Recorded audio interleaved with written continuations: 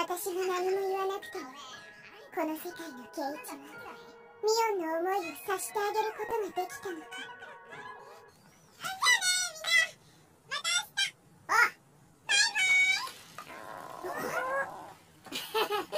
あ、俺腹減ったな。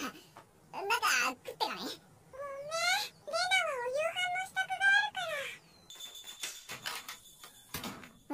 ら。腹減った。開いてますよ。